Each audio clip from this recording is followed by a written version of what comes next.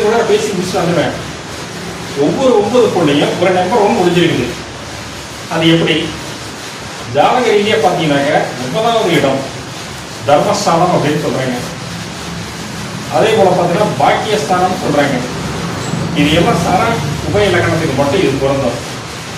ரிஷப லக்கணம் அதாவது ஸ்திர லக்கணத்துக்கு பொருந்தமான பார்த்தாக்கா பொருந்தும், அங்கங்கே கொஞ்சம் பீஸ் கொடுக்கும். இப்போ மேச லக்கணத்துக்கு 9 கூடையவர் அவர் எங்கே இருக்கிறாரு? இப்போ மேச லக்கணத்துக்கு 9 கூடிய குருவாழ்வான் லக்கணத்தில் இருந்தாருனாக்கா 9ஆம் அதிபதி யாரு?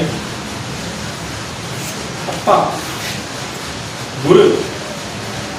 அவர் ஜாதகருடைய குருவானவர் தந்தையானவர் ஊரை மிரட்டக்கூடிய அளவுக்கு உயர்ந்த அந்தஸ்தில் இருப்பார் அப்படின்னு அதுக்கு அர்த்தம்.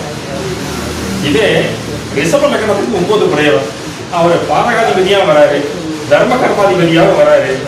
அவர் லக்கணத்துல இருந்தாருனாக்க ஊரை மெச்சக்கூடிய அளவுக்கு தொழில் செஞ்சு சிறப்பான வாழ்க்கையை அந்தஸ்தை அடைவார் அப்படின்னு விதி. மிதுன லக்கணத்துக்கு 9 கூடையவர் யாரு? அதே சனீஸ்வரன் தான்.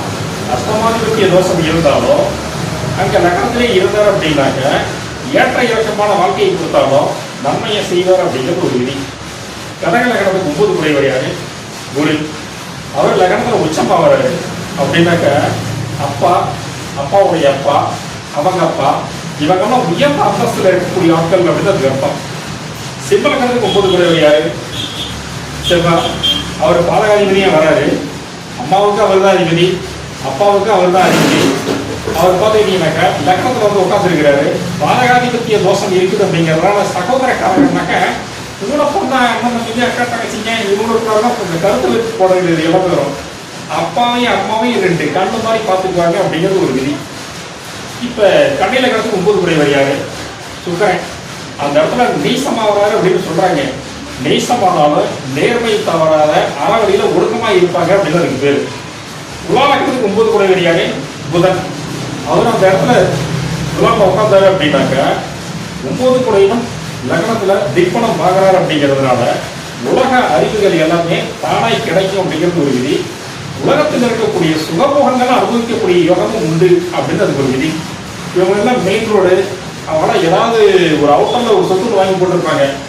இவங்க பேருக்கு எப்ப பத்திரம் பதிவு ஏற்படுதோ அப்ப வந்து பார்த்துக்கிட்டீங்கன்னாக்க அந்த சொத்தோட வேல்யூஷன் நல்ல சரசரம் மேல ஏறிக்கிட்டே போகும். ஏன்னா அது சரகீடு. இப்ப விருச்சிக லக்கணத்துக்கு எடுத்துக்கிட்டீங்கன்னா 9 கூடையவர் சந்திரன். அவர் பாதகாதிபதி. எந்த லக்கணத்துல உட்கார்ந்தாரு அப்படின்னாக்க கல்யாண வாழ்க்கையை குடிச்சு பண்ணுவாரு. அப்பாவுக்கு உடல்நிலை சம்பந்தப்பட்ட பதவியை கொடுப்பாரு. தனுசு லக்கணத்துக்கு 9 கூடையவர் சூரியன். அவர் லக்கணத்துல இருந்ததுனாக்க அரசாங்க உத்தியோகம் சம்பந்தப்பட்டதோ அரசியல் சம்பந்தப்பட்ட பதவியிலையோ யாராவது ஒருத்தர் இருப்பாங்க அப்படிங்கிறது விதி. மகர லக்கணத்துக்கு எடுத்துக்கிட்டீங்க அப்படின்னா 6வது இடத்துக்கு 9வது இடத்துக்கு அதிபதியா புதன் வராரு. அதனால பாத்தீங்கன்னாக்க தந்தை வழியில இருக்கக்கூடிய ஒரு சொத்தை ஃபர்ஸ்ட் விற்பாரு. அதே தந்தை வழியில அல்லது மாமா வகையில யாராவது ஒருவருடைய மரணமானது சர்ச்சையை ஏற்படுத்தும் அல்லது மரணத்தின் சந்தேகம் இருக்கும் அப்படிங்கிறது ஒரு விதி.